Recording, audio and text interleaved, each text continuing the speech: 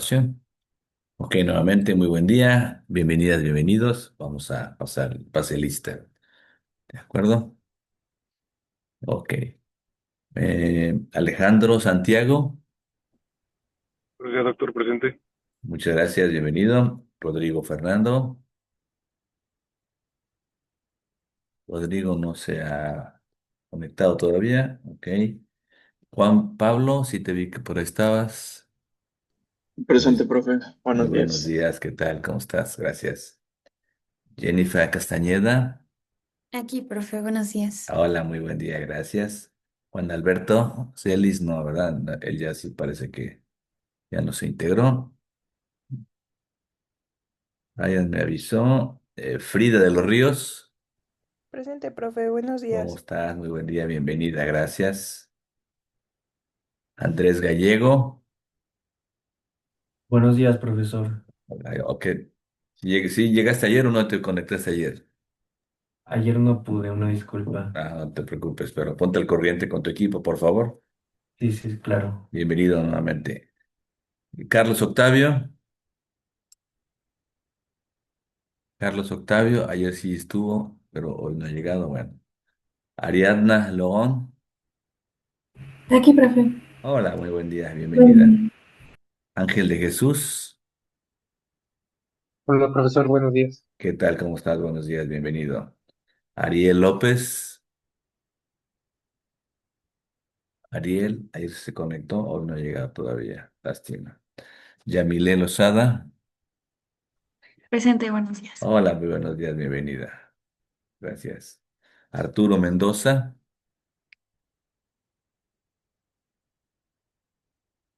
Aquí, buenos profe. días. Buenos días. Ya te vi, gracias por abrir la cámara, buenos días. Arturo Rivera, el otro Arturo no se ha conectado todavía, ¿verdad? Bueno, esperemos que más a ratito se conecte. Karime. Presente, profe. Estás ahí. Tengo problemas con mi mic. No te preocupes, bienvenida. Gracias. Marcela, vi que te conectaste. Sí, profe, buenos días, Hola, aquí ando, buenos días. gracias. Gracias, bienvenida. Alguien acaba de entrar. Yo, profe, yo acabo de entrar, perdón. Dije, se Carlos estaba Octavio, ¿qué actualizando. tal? Bienvenido, gracias. Buenos días, Ya te profe. estábamos extrañando. A ver, déjame, te pongo asistencia. Tu apellido es Hernández. Correcto. Carlos Hernández Octavio. Carlos Octavio, perdón. Listo. Vamos a ver. Rodrigo Fernando no se ha integrado. Todavía no. Ariel López tampoco. Y Arturo Rivera todavía tampoco. Bueno, más al rato a ver si se conectan. Bueno, como tenemos, déjenme ahora sí abrir mi cámara para que nos podamos estar aquí viéndonos. Ok, buenos días, bienvenidas y bienvenidos. Alguien entró. Ariel López acaba de entrar. Bueno, vamos entonces a corregir aquí. Sí, gracias, buenos ¿Qué días. tal, Ariel? Buenos días. De ahorita te pongo asistencia. Bienvenido, Muy amable. gracias. A tus órdenes. Muy bien, les decía, como hoy tenemos otra entrega y ustedes tienen sesiones de lunes a jueves, lo que les propongo es lo siguiente. No hagamos break, nos vamos corrido para que el tiempo que les quede puedan determinar sus acuerdos y puedan subir la información que tienen pendiente de la entrega del día de hoy, por lo menos en mi caso. Eh, Acabo de enviarles ya las retros de los FODAs o los SWOTs. Lo hicieron bastante bien, me parece bastante completo. Creo que va sumando muy bien a las características que estamos desarrollando de herramientas y al uso de ellas, la aplicación en el reto, que en este caso es Pfizer. Comentarios muy puntuales realmente, simplemente para que puedan mejorar un poco su desempeño. Pero si les parece, y nos vamos todo corrido, el tiempo que nos llevamos, si les sobra media hora, bueno, media hora, si les sobra un poco más, mejor. Y si les sobra un poquito más, bueno, pues para que tengan esa, no sé qué les parezca, Sí, está súper la idea. Muchas ¿sí? gracias. Para que puedan ustedes integrarse y terminar y antes de que empiecen con la sesión con el doctor Félix, ¿no? ¿De acuerdo? Ok, pues vamos a hacer, si les parece. nos echamos la sesión de corrido y digo, esos 10 15 minutos de break, pues mejor los aprovechan en avanzar en sus pendientes, sobre todo porque ya ustedes algunos ya no se conectan, ya no se ven y viene el fin de semana, o bueno, contando el viernes, pues ya se puede poner de acuerdo antes de la que termine la conexión y se conectan por su cuenta o como lo hagan, ¿no? ¿De acuerdo? Bueno, entonces vamos a continuar. Déjenme compartir aquí mi... Hoy nos toca ver, de acuerdo con nuestra agenda, aquí tenemos nuestra agenda, día 15. Nos toca ver el módulo uno, el color amarillo, ¿verdad? Aquí está, color amarillo. Y como hemos tenido ya la uno, la 2, la 3, la cuarta sesión del módulo amarillo. Sí, bueno, ya, profe, disculpe la demora. Ya estoy en sesión. Rodrigo, hoy ya te pongo asistencia. Dame oportunidad y ahorita me recuerdas. Gracias, bienvenido. Eh, nos toca la cuarta sesión del módulo uno, entonces el 1.4. De acuerdo con esto, aquí estamos, módulo uno, nos toca el 1.4, que es el análisis comparativo de las diferentes escuelas de planeación, que es lo que ustedes hicieron su tarea con Henry Mintzberg, es decir, básicamente hicieron algún modelo, y hoy le daremos un poco de complemento en ese sentido, para que ustedes vayan teniendo más percepción, más idea, mucho más elementos para comparar una tipo de escuela con la otra, qué características tiene. Al final, todas nos llevan a un mismo fin, buscar un desarrollo estratégico, un desarrollo de planeación a largo plazo que las organizaciones emplean para, como hemos dicho, plantear sus objetivos, desarrollarlos, plantear de qué manera los vamos a lograr, es decir, las estrategias, los planes de acción y ejecutarlos y controlarlos de tal manera que logren mejorar su desempeño y desarrollando ventajas competitivas, una propuesta de valor sólida, robusta, que los clientes, los usuarios, pues tengan la mejor alternativa para elegir. ¿De acuerdo? Bueno. Déjeme poner el puntero para que, porque haya que señalar, ahorita lo hacemos. Bueno, de acuerdo con lo que estábamos viendo, hoy nos toca ver el 1.4 del módulo uno en el cuarto tema, análisis comparativo de las diferentes escuelas de planeación. Vamos a hacer un pequeño recuento desde lo que hemos estado hablando desde la semana pasada sobre las escuelas del pensamiento estratégico y de las antecedentes, desde que prácticamente las eras que se desarrollaron en la historia de la humanidad, desde la prehistoria, la historia antigua, la historia actual, hasta lo que es la era digital prácticamente que estamos hoy viviendo, y que justamente nuestro desafío, nuestro reto tiene que ver con la transformación digital. Entonces, por eso queremos hacer un recuento y después ya entraremos en la comparación de las escuelas de pensamiento estratégico. Entonces, ya vimos dentro de este módulo de introducción al pensamiento y liderazgo estratégico, ya vimos la estrategia en el desarrollo de las organizaciones, las habilidades para desarrollar el pensamiento estratégico, qué características debe tener el líder, qué desarrollar. Decíamos que se nace o se desarrolla, ¿verdad? Ambas es cognitivo y pues también es de que hay gente que ya nace dotada para esto y tiene una visión, así como hay gente que es muy proclive a la música, a las bellas artes, hay gente que es muy proclive a las matemáticas, a la intuición, la inteligencia espacial, la inteligencia de otro tipo. Hay unos que tienen habilidades de inteligencia emocional. Cada uno nacemos con ciertas características, competencias, claro. Si las tenemos y las desarrollamos, pues nos desempeñamos de una forma mucho mejor. Y ahora, toda esta semana, iniciamos el enfoque de la planeación estratégica y hoy nos toca ver el análisis comparativo de las diferentes escuelas de planeación. La próxima semana tendremos la conclusión de este módulo con la importancia del pensamiento estratégico y en el liderazgo, ¿eh? Al final de cuentas, la acción directiva, cómo se aterriza esto en las acciones directivas de los líderes, ¿verdad? Y justamente eso, dirección, liderazgo estratégico, o sea, la parte concluyente.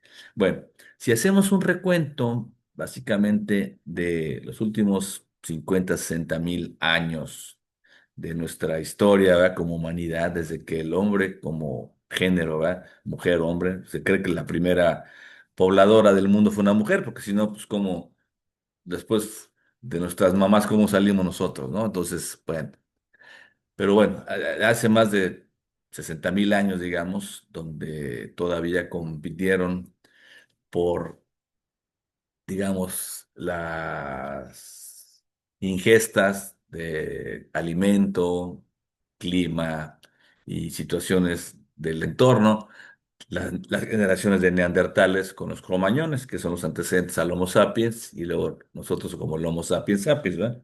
De alguna manera u otra, en esos momentos todavía había esos homínidos que, que de algún momento pues compitieron, ¿va? Finalmente sobrevivió el que tenía un cerebro más grande, más erguido, con un pensamiento de uso de herramientas a través del pensamiento sistémico y estratégico, logró sobrevivir, ¿va? Digamos, mantenerse vivo ante las condiciones climatológicas adversas, ante esa adversidad, ¿va? Pero bueno, si dijéramos desde que el hombre puso la faz sobre la tierra su pie y empezó a las civilizaciones, primero las grandes hordas que pues de alguna manera u otra migraban siguiendo justamente el proceso natural de las migraciones animales. Oye, pues la ingesta de animales de caza empezaban, dice, oye, y la recolección de ciertas raíces, frutas, legumbres que se daban de manera natural y bueno, pues los climas adversos pues implicaban migrar permanentemente. Hasta que empezaron a tener ya un poco de sedentarismo, las hordas se convirtieron ya en plenas poblaciones, ¿verdad? Y empezar a la crianza de animales, de no sé, de alguna manera u otra, para buscar también el cultivo del trigo, en el caso de Europa, el arroz en Asia, en Mesoamérica el maíz, y empezó la sociedad agrícola a diversificarse, a potenciarse, y empezamos a la domesticación de plantas y animales. Entonces, todavía de 10.000, 8.000 años antes de Cristo, ¿verdad? Pues así se dio, ¿no? Luego viene el parteaguas, nacimiento de nuestra era, independientemente si somos o no creyentes, bueno, pero pues es un parteaguas de la historia. Y bueno, esa revolución agrícola pasó a ser ya una, inicios 1.000 años después, bueno, la Edad Media, ¿verdad? Con ciertos acontecimientos. Ahorita veremos un poco de esos acontecimientos con más detalle de la era prehistoria, el paleolítico, el neolítico, cómo evolucionó, y después vino la historia antigua, desde las primeras civilizaciones de los sumerios con la invención de la escritura. Consideramos eso como que apenas la humanidad empezó a dejar vestigios por escrito de su quehacer cotidiano y de algunas epopeyas y gestas que se dieron en su momento, ¿no? Y así se fue dando en el paso de la historia hasta que vino la evolución del cambio, digamos, de la historia antigua, del Imperio Romano, por ejemplo, con su caída en capital Bizancio, y así se fue dando la evolución, después con el descubrimiento de América, ¿verdad? Empieza la Edad Moderna, aunque de eso de moderna es un decir, porque pues tiene más de 500 años, y después con la Revolución Francesa viene el cambio a la Edad Contemporánea, que también hablamos ya de un pasado ya histórico, y hasta la era prácticamente digital, ¿verdad? Donde básicamente en esos momentos estamos justamente inmersos en una sociedad completamente desarrollada por la información y el conocimiento. Ahí llegó Arturo Rivero y también les pongo asistencia. En el caso de la sociedad industrial, pues en esos momentos con la revolución industrial se dio justamente un fenómeno de cambio importante que hace unos días comentábamos, de las grandes maquinarias empezaron a desarrollarse como el telar, la máquina de vapor, que como consecuencia el transporte como las locomotoras, el tren, empezó a tener un uso cotidiano y cambió nuestra historia de la vida, ¿verdad?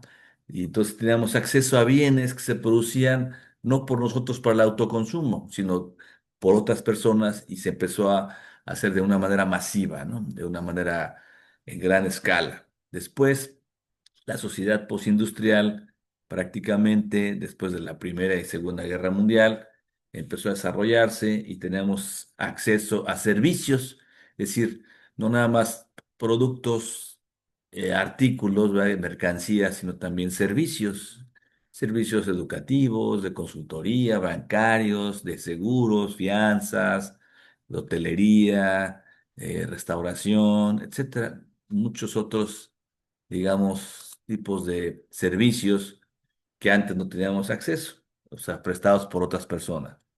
Y hoy en día, después del inicio ya del tercer milenio, del siglo XXI, pues prácticamente el inicio de esta sociedad con acceso a la información generada por nosotros a través de nuestras redes sociales y por otros muchos, ¿verdad? Es decir, y como decíamos antes, lo que pasa en Las Vegas se quedaba en Las Vegas, pero hoy lo que pasa en Las Vegas se queda en las redes sociales, es decir, todo el mundo tenemos acceso a ello, ¿no?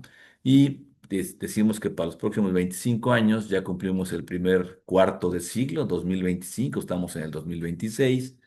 Para el 2050, es decir, para los primeros 50 años de este tercer milenio de este siglo XXI, vamos a estar inmersos en una sociedad totalmente desarrollada, con una capital intelectual generado a través de la información, a través del conocimiento, como una posibilidad de ventaja competitiva y con un sentido de utilitario para generar justamente la nueva riqueza. Y lo más importante, nosotros como humanidad estamos back to the basics, regresando a lo esencial, a la relevancia de entender que el desarrollo humano, el desarrollo integral de nuestro medio ambiente natural en armonía con nuestro desarrollo económico, con nuestro desarrollo de impacto social de las comunidades, pues realmente que esté totalmente balanceado, en armonía, equilibrado, para que nosotros como humanidad nos sigamos desarrollando de una manera plena.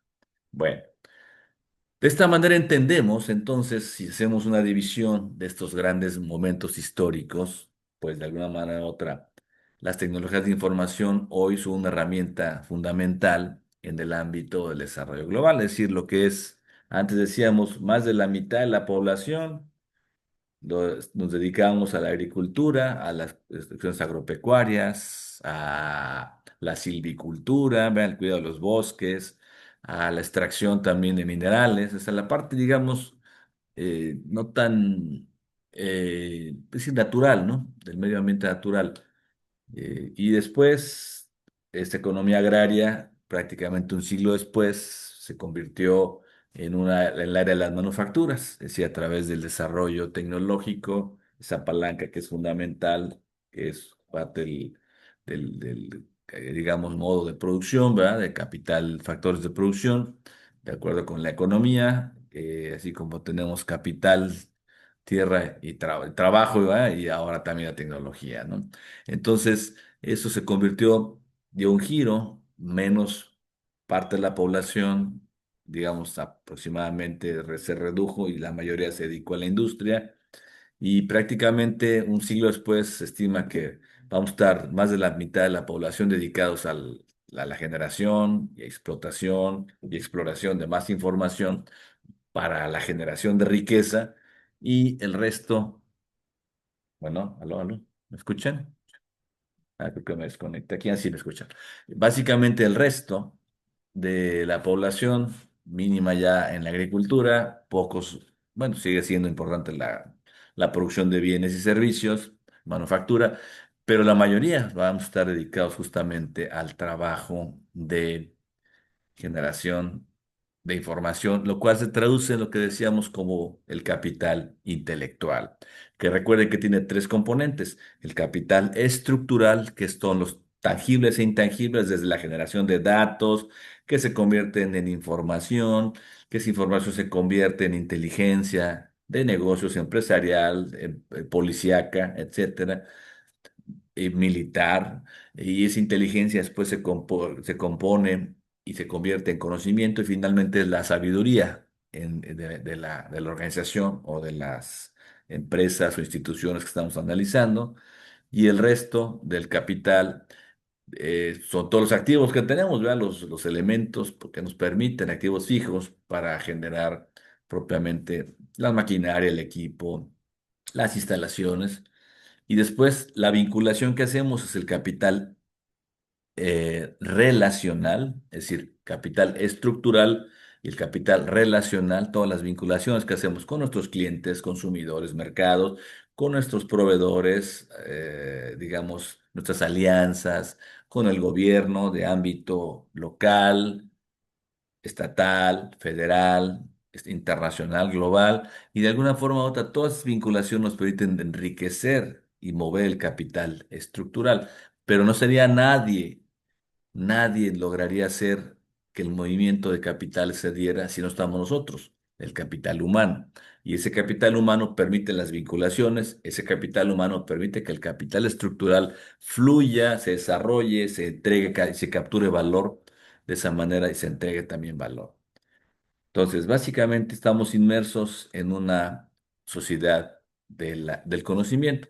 Pero vamos a hacer un pequeño recuento histórico pues, de lo que ha sido la génesis de las escuelas de pensamiento estratégico desde la edad de la historia de la humanidad, ¿verdad? Donde desde la prehistoria, la edad antigua, la edad media, la edad moderna, lo que decíamos, y la edad contemporánea, y hoy inmersos en no le hemos denominado así, ¿verdad? Ya estamos prácticamente una cultura digital, ¿ah? De transformación. Bueno, este pensamiento ha evolucionado a lo largo de la historia, desde las primeras estrategias de supervivencia, lo que les decía, el analizar las migraciones de animales, los climas, de qué manera podemos cazar mejor al mamut, de qué manera nos podemos proteger del dientes de sable, del tigre de dientes de sable, o de un oso que nos puede atacar.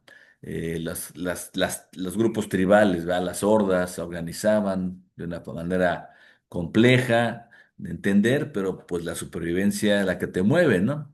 Es decir, desde la palanca tecnológica muy incipiente de innovación, ¿verdad? Pensar en cosas de cómo mejorar un proceso, cómo mejorar la casa, o cómo mejorar el cultivo, o cómo mejorar la recolección de raíces, es decir, generando esa ventaja competitiva para la supervivencia, hasta hoy en día la transformación digital, ¿verdad? Estas escuelas de pensamiento se han desarrollado en diferentes épocas, es decir, cada una con sus propias características, con sus propios representantes, sus aportaciones y también sus diferentes enfoques. Desde lo que les decía, 2500 años, es decir, 500 años antes de nuestra era, de Sun Tzu, el general en la Edad Antigua, hasta aportaciones del doctor Michael Porter, de la Harvard Business School del siglo XXI, la búsqueda siempre de ventajas para competir, de ventajas relevantes, preponderantes, estratégicas ha sido una constante en la historia de la humanidad. Entonces, hagan de cuenta, desde la prehistoria comienza hace más de 5000 años, es decir, hablamos de Sun Tzu 2500, pues echen el doble, o sea, hace 5000 años o más allá, o desde inclusive muchísimo más, ¿no? Millones de años, ¿verdad? Con los australopitecos africanos, por ejemplo, que fueron los primeros pues, pobladores, así como se reconoce a, a Lucy, ¿no? En África, ¿no? La primera pues, ser que fue descubierto, por lo menos de acuerdo con el carbono 14, ¿no? A lo que sabemos ahora, porque puede la antropología cambiar si encontramos después otros vestigios, ¿va? Hasta ese momento, ¿no? La Edad Antigua, pues hace 3500 años, como les decía, todavía 1000 años antes de Sun Tzu, ¿no? Con la escritura, los sumerios, que son los que inician prácticamente el registro de vestigios escritos de ello, ¿no? La Edad Media, que inicia justamente con la caída del Imperio Romano, capital Bizancio en el 476, y bueno, la evolución que ha tenido todas estas situaciones, todas las estrategias militares que se dieron, entre muchos lo más relevante y más triste es que mucho del tiempo de la humanidad se la ha pasado en conflictos bélicos, y no es la excepción hoy en día, ¿verdad?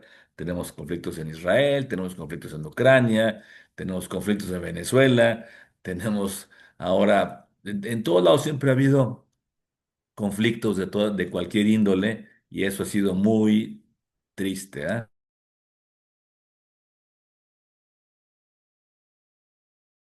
Y entonces, pues eso ha sido una característica de nuestra humanidad. Bueno, y la Edad Moderna, con los inicios de los primeros navegantes tratando de descubrir el mundo, salir a la aventura, en inicio de la Edad Moderna, y insisto, a 500 años, no tiene moderno, más 5 siglos o más de 5 siglos, pero dices, bueno, con el descubrimiento de un nuevo continente, la América, ¿va? 1492, justamente se inicia esta edad, y la edad contemporánea, con el inicio le 14 juillet 1789, o sea, el 14 de julio de 1789, con el inicio de la Revolución Francesa, ¿no? Empieza la edad contemporánea, dice, de una manera u otra, tenemos justamente esa circunstancia. Bueno, aquí los tenemos justamente, o sea, un poco más resumen de lo que les estaba yo platicando en esta gráfica, el origen de la humanidad con hasta la invención de la escritura, es decir, el neolítico, paleolítico, y luego hasta los sumerios, donde tenemos el inicio ya el cambio en ese hito de la historia a través de la escritura, que es un vestigio altamente relevante, es decir, cambia la historia ya de alguna manera u otra, de hasta 3000 y tantos años antes de Cristo, ¿no? Y después, bueno, tenemos la Edad Antigua, desde la invención de la escritura justamente hasta la caída del Imperio Romano, aquí lo tenemos, ¿verdad? El 476 antes de Cristo, luego de ese año, perdón, 476, disculpen, no antes de Cristo, sino ya después de Cristo, 1492, la caída del Imperio Romano hasta el descubrimiento de América de Cristóbal Colón, navegante genovés, que a través del auspicio de los reyes católicos, Isabel la Católica y Fernando de Aragón, ¿verdad? Atraviesa el océano Atlántico y llega y no se da cuenta buscando una ruta a las Indias, que es un nuevo continente, tierras diferentes, ¿no? Y después, bueno, justamente del descubrimiento de América, la Revolución Francesa, 1789, en la Edad Moderna, la toma de la Bastilla, ¿verdad? Y finalmente hasta la actualidad, la edad contemporánea, aunque ya hacemos un matiz muy importante con la era digital.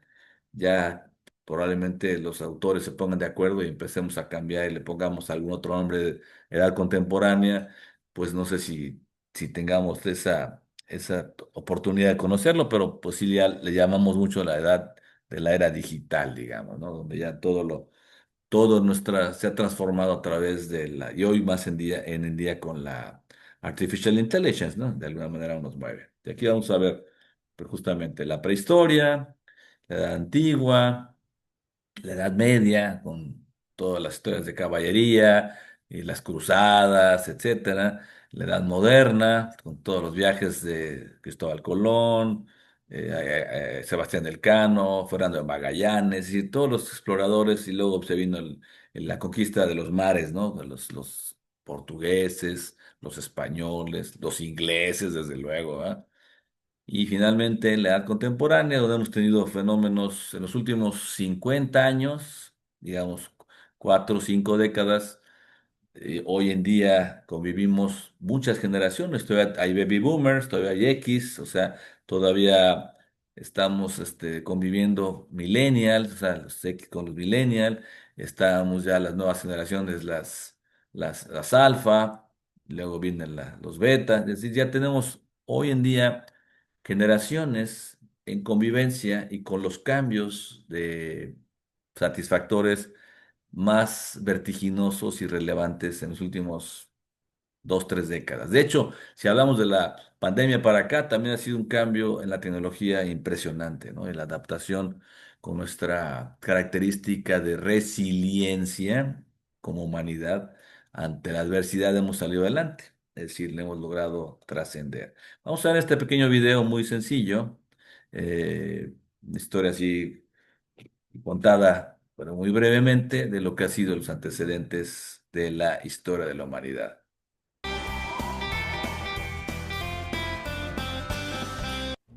Hola amigos, bienvenidos a un nuevo vídeo de Happy Learning. Hoy vamos a viajar de la prehistoria a la historia. Hoy vamos a conocer las edades del hombre.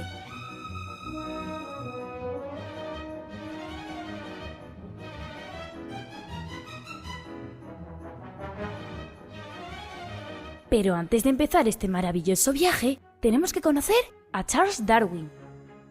Darwin fue un científico inglés que desarrolló la teoría de la evolución y el origen de las especies. Según nuestro amigo Darwin, el origen de la humanidad comienza con los monos, con los simios. Con el paso del tiempo, estos monos fueron evolucionando hasta convertirse en los primeros hombres, en hombres primitivos, en hombres prehistóricos. Estamos en el Paleolítico, en el primer periodo de la prehistoria. Y es en esta etapa cuando el hombre aprende a manejar el fuego. Del Paleolítico viajamos hasta el Neolítico. En este segundo periodo de la prehistoria, los hombres prehistóricos empiezan a utilizar herramientas de piedra, practican la agricultura y la ganadería, e inventan, entre otras cosas, la rueda. Del Neolítico viajamos hasta la Edad de Bronce. Los seres humanos aprendieron a usar los metales, hicieron herramientas de cobre, de bronce y de hierro. Y justo cuando los sumerios inventaron la escritura, allá por el siglo IV a.C., es cuando comienza la historia. Por lo que podemos decir que la historia empieza con el primer documento escrito por el hombre. La primera etapa de la historia es la Edad Antigua. En ella hubo 3 civilizaciones importantísimas. La egipcia, con sus pirámides, la griega, con las Olimpiadas, y la romana, con su poderoso imperio. Y es tras la caída del Imperio Romano cuando entramos en la siguiente etapa de la historia, la Edad Media. En esa época se construían castillos, había espadas, escudos, reyes y caballeros, señores y vasallos. De la Edad Media llegamos a la Edad Moderna, pero aunque se llame así, no es muy moderna que digamos. También ocurrió hace mucho tiempo. Los hombres de la Edad Moderna eran muy curiosos y esa curiosidad por conocer llevó al navegante Cristóbal Colón a descubrir un nuevo mundo, a descubrir América. ¿Sabéis el nombre de los 3 barcos con los que se realizó esta aventura? Muy bien, son las 3 carabelas: la Niña, la Pinta y la Santa María. La Edad Moderna finalizó el día que se inició la Revolución Francesa en 1789. ¿Os suena de algo Napoleón Bonaparte? De la Edad Moderna, que no es tan moderna, pasamos a la Revolución Industrial. El ser humano inventa el ferrocarril, el tren. El mundo, la sociedad, cambió muchísimo con todos estos inventos. De la Revolución Industrial pasamos a la Edad Contemporánea, donde el ser humano perfeccionó las máquinas construidas hasta entonces e inventó otras nuevas. Pero el gran invento fue la nave espacial, con la que conseguimos poner un pie en la Luna. Increíble, ¿verdad? Tras la Edad Contemporánea llegamos a nuestra época, a nuestro tiempo, a la revolución digital, a Internet, a los móviles, a los drones. Gracias a Internet podemos comunicarnos desde cualquier punto del planeta y tenemos acceso a toda la información que queramos. Todo eso es bueno si lo utilizamos con sentido común, si no nos quita tiempo para correr, para practicar deporte, para salir a pasear y observar la naturaleza, para estudiar, para ser curiosos y tener ganas de aprender cosas nuevas. La verdad es que el hombre ha cambiado mucho desde la prehistoria hasta nuestros días. ¿Nos parece? Adiós amigos y no olvidéis suscribiros a Happy Learning. Bueno, como visualizamos aquí en el video y escuchamos con atención, ha sido muy vertiginoso de los cambios, ¿verdad? Desde las primeras etapas de la edad, de la prehistoria del hombre, hasta hoy, la edad digital, ¿verdad? La era digital donde ya tenemos acceso, lo que les decía, generamos nosotros y tenemos acceso a información que no generamos nosotros, pero que sí gozamos de ella, ¿no? Es decir, y como dice, al final, lo importante es que nos dé tiempo para muchas cosas. Por eso se habla que en los próximos 20, 25 años el hombre va, como humanidad, es decir, a regresar a lo esencial, donde dices, bueno, todo eso que tengo yo, sin que lleguemos al extremo de el film de Wall-E, ¿no? Que todos gorditos que ni siquiera nos movemos, ¿no? O sea, no, no, tampoco que la nave espacial, y no, sino que tengamos justamente un beneficio de calidad de vida.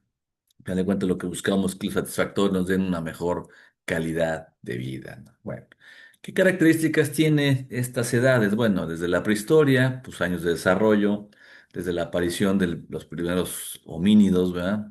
Hasta el inicio de la escritura. Este periodo abarca miles de años, o sea, aquí sí hablamos de años miles, ¿no? O sea, es decir, no es así tan corto como nosotros nos ha tocado en pocas décadas, en los últimos 5 años, digamos, desde la pandemia para acá, del 2019 a 2026, hablamos de 6 7 años, ¿verdad? Pero pues, los más críticos, 20 25 dices, bueno, pero en aquel momento han sido miles de años, ¿no? Desde el paleolítico, el neolítico, lo que decíamos, ¿no? ¿Qué representantes? Bueno, pues líderes eran tribales con una característica física, lo que el liderazgo ejercía, si oye, a lo mejor el más alto, el más fornido, o la mujer más sabia, o dices, bueno, la anciana porque tenía sabiduría, porque dices, pues había vivido más años, había tenido la oportunidad de convivir con ciertos eventos que la hacían pues sabia y valiosa para la tribu, ¿no? Estos individuos dirigían los grupos en la búsqueda de alimento, la protección del territorio y la organización social, y luego ya con el descubrimiento del fuego, desde luego eso fue un bastión importante, una herramienta fundamental para competir en esos momentos, es decir, hacías estrategias, dibujabas tus planes, las famosas pinturas rupestres, como las de Altamira en Francia, y en otros lugares también tenemos pinturas rupestres que te dan el testimonio de que la gente ahí hacía figuras, escribía, dibujaba, para decir, bueno, hacer como el plan de juego, ¿no? El plan de estrategia, ¿no? Desde la edad de piedra, del Neolítico, mesolítico, ¿va? Leolítico, la de los metales, la del cobre, la del bronce, la del hierro, que ya también la hemos escuchado en el video. ¿Qué aportaciones? Pues eran estrategias de caza y recolección, organización de grupos para la defensa y la supervivencia. Estas estrategias fueron muy, muy importantes para, pues, la supervivencia de los primeros seres de la humanidad en el mundo. Después, bueno, la edad antigua ya viene el inicio a través de la escritura, va, dijimos, y mucho de las estrategias militares. Habíamos comentado ya la semana pasada Sun Tzu del año 500 antes de Cristo, ¿va? Básicamente fue general o un estratega y filósofo chino. No sabe si fue a ciencia cierta si fue una sola persona. Así se cree, así se le considera.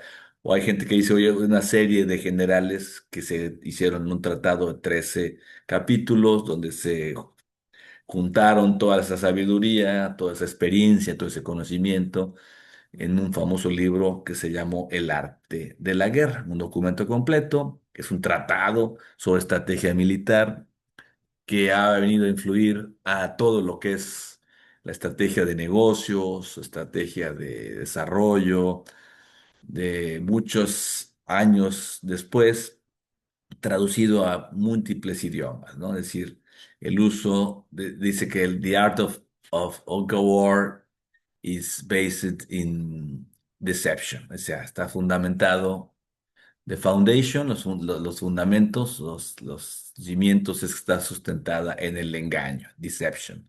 Es decir, si tú hazle creer a tu enemigo, a tu rival, que estás débil cuando eres fuerte para que te quiera atacar y tú lo puedas vencer, ¿no? Si estás débil, haz creer que estás muy fuerte para que no te ataque. Y así, o sea, tomar en cuenta el arte de la guerra en el engaño, es como el poker face, ¿no? Tienes que, no le hagas ver al que tienes un muy buen juego a tu rival, porque si no, blofear, ¿no? No, pues tengo muy buen juego y blofeas y realmente no tienes un buen juego. Es parte de lo mismo, ¿no? Y planificas así la victoria en la ejecución desde antes, ¿no? Como parte de la estrategia militar previa, la táctica a través de la estrategia. Después viene el general prusiano que escribió un tratado From Kriege o On War en inglés sobre la guerra, ¿verdad? Karl von Clausewitz en los años del siglo XIX prácticamente, desde el 18 al 19. Fue un general y militar prusiano, antecedente de los alemanes, ¿verdad? Su obra maestra de la guerra, From Kriege, es una obra fundamental en el estudio de la estrategia militar, introduciendo conceptos, definiciones, como ciertos elementos que describen el trabajo incierto y la complejidad inherentes a la guerra. Y es un acto deliberado de someter a que tú hagas la voluntad de alguien diferente a lo que tú quieres. Eso es realmente un acto de guerra, ¿no? Después, la Edad Media, bueno, del año 500, pues sí, el año 1000, digamos, es la mitad de lo que llevamos la Edad Media, ¿no? A 1500, ¿verdad? Estrategias militares en Europa, en Asia, desarrollaban, pues, a través de ciertas técnicas innovadoras que mejorar el arma, el arco, las armaduras, utilizar caballos de ciertas características, utilizar espías para, no sé, ir y buscar qué estrategias se pueden hacer y fortificaciones construidas para la defensa de ciertos ataques de pueblos diferentes, enemigos, técnicas de guerra para adaptarse a las necesidades locales, aprovechar el lugar, potenciarlo, etcétera, ¿no? Eso que poníamos la historia vemos las films de un cerco del puente levadizo para que pues, no te puedan atacar, etcétera, ¿no? Y bueno, en esa época también se dieron personajes tan relevantes como Niccolo Maquiavelo. Niccolo Maquiavelo, un pensador, filósofo italiano que escribió la famosa obra del Príncipe, un tratado totalmente desarrollado para la política. O sea, los políticos lo leen y lo releen y lo estudian porque es un tratado muy realista, muy práctico de cómo ejercer la política en cualquier medio social, ¿verdad? Enfatiza cómo a través de la táctica, la astucia, en el quehacer político, esas ideas pueden llevarte al éxito. Y hoy en día sigue siendo muy relevantes, es decir, se siguen utilizando para campañas políticas, para el desarrollo, etcétera, ¿no? Y bueno, en la Edad Moderna también Napoleón lo mencionaba en el video y volvemos a mencionar también a Karl von Clausewitz porque los prusianos eran altamente importantes, ¿no? Su obra de la guerra fue muy relevante hasta la fecha, años después, ya en el siglo XX, se utilizó por algunos autores como Al Rice, Jack Trout, representantes del marketing moderno, de la comunicación, escribieron un artículo de la Harvard Business School hace unos 25 años, 30 años más, no, unos 25 años más o menos, o sea, 2 décadas y media, el positioning, perdón, position, o sea, el posicionamiento, y hablaban justamente que las técnicas de von Clausewitz se aplicaban metafóricamente al arte del desarrollo de negocios, las guerras, marketing warfare, así le llaman, el marketing de guerrilla o de guerra, ¿no? En donde, por ejemplo, se decía, así el símil, el territorio a conquistar es la mente del consumidor. El rival, pues es el competidor.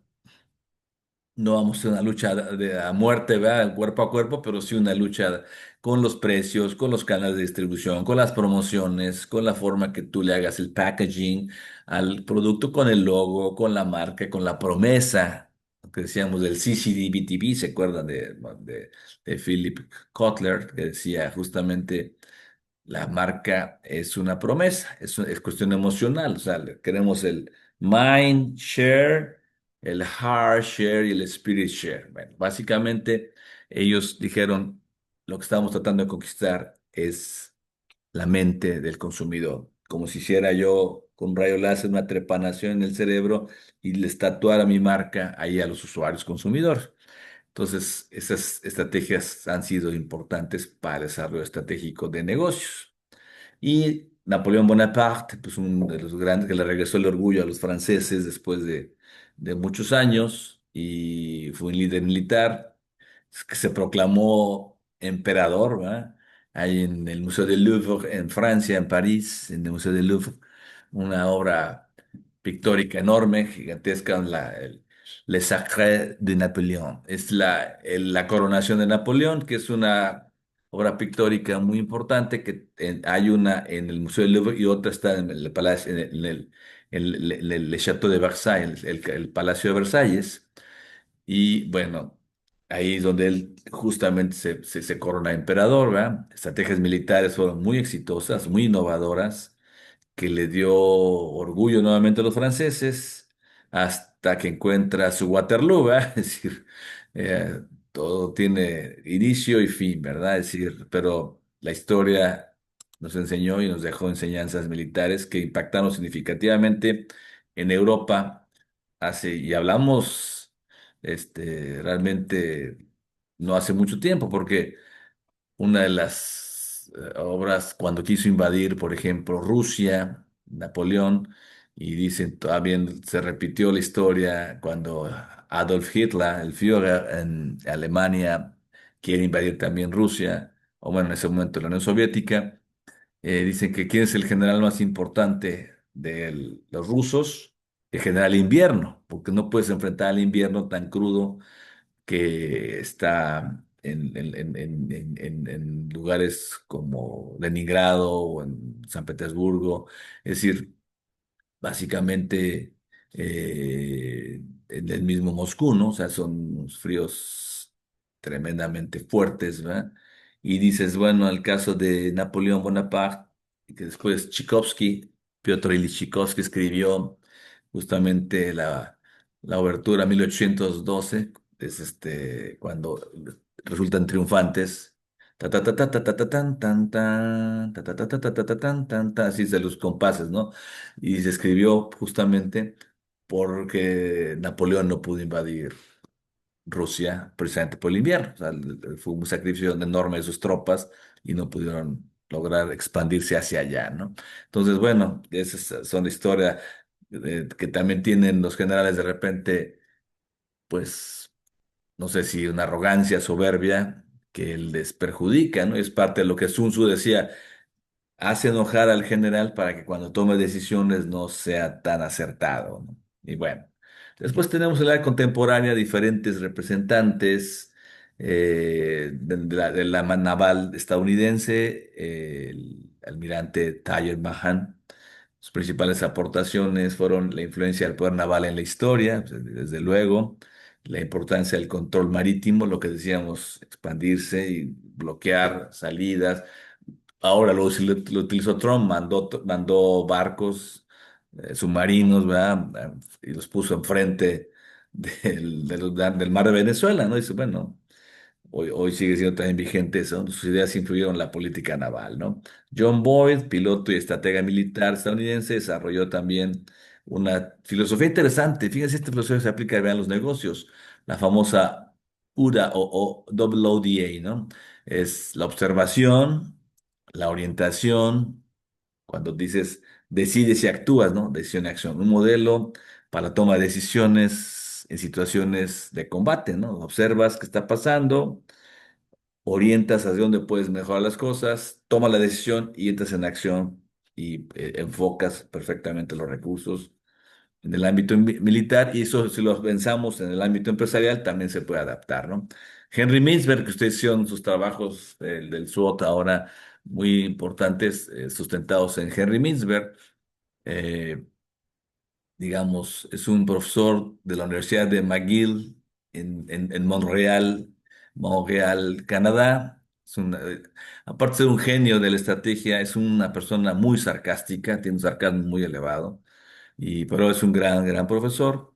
Y sus principales aportaciones son los modelos de formación de estrategia, de la escuela de pensamiento. Sus ideas han venido a revolucionar y han tenido gran impacto. En sus libros han sido sus aportaciones de administración estratégica práctica, o sea, puesta en la práctica. Él dice, por ejemplo, que no cree que los líderes puedan aprender cosas, sino que ya nacen.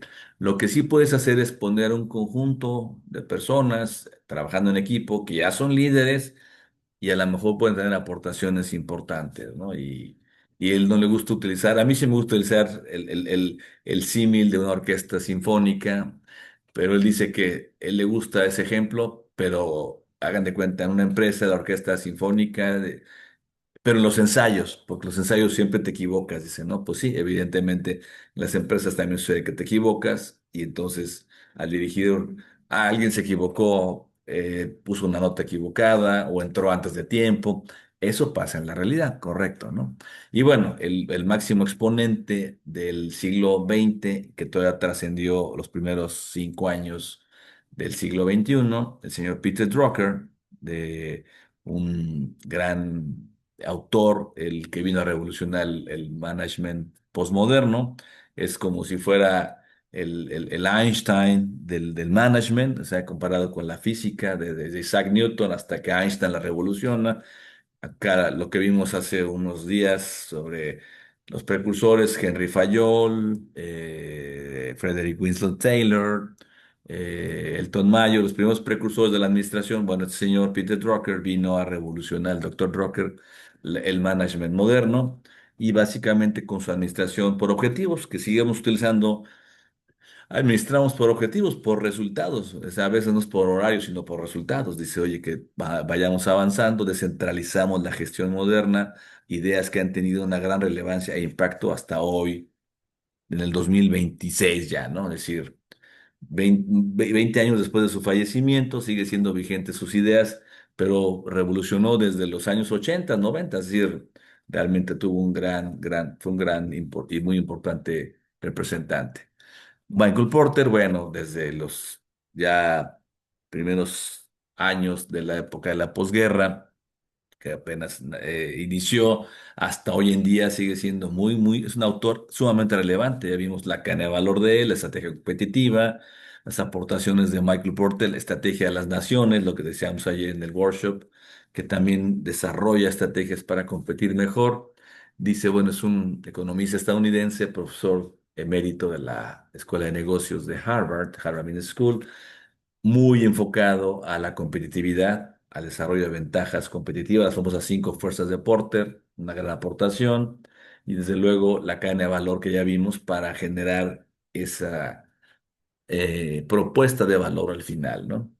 El señor Christensen, hasta el 2020, ¿verdad? Fue un profesor estadounidense que desarrolló la teoría de la innovación disruptiva, es decir, pensar cómo con el vanguardismo tecnológico y el impacto en los mercados sea totalmente relevante. Es decir, teorías que hoy nos ayudan a desafiarnos como empresas en la gestión de la innovación, donde podamos tener, de acuerdo con ese cuadro que él desarrolla, de donde impactamos a los mercados y el vanguardismo tecnológico, podemos tener simplemente una innovación de tipo incremental, o sea, es una mejora, como dicen los japoneses, el toyotismo, una mejora continua, ¿verdad? El Kaizen de Imai, una mejora solamente incremental, pero si tenemos un impacto con tecnología de vanguardia, es una mejora de innovación, pues más, digamos, vanguardista, ¿verdad?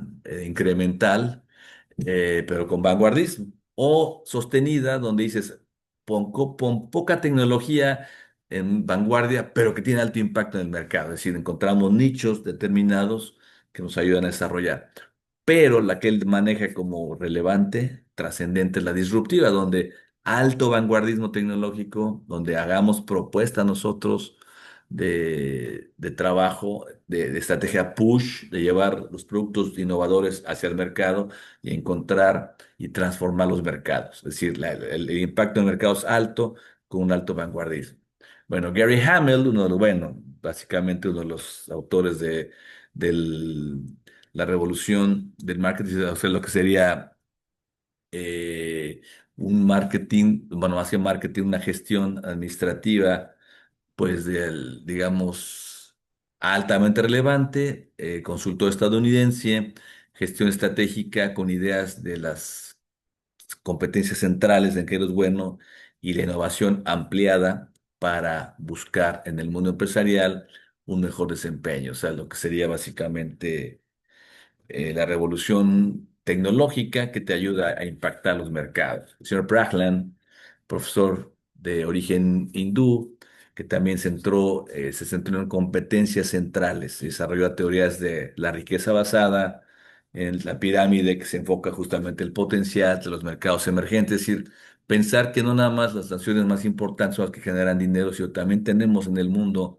naciones como México, naciones como Brasil, naciones como Sudáfrica, naciones como, por ejemplo, Indonesia, que tiene un gran potencial, Turquía, que son de emergentes que de alguna manera u otra pueden desarrollarse, ¿no? Entonces, básicamente así.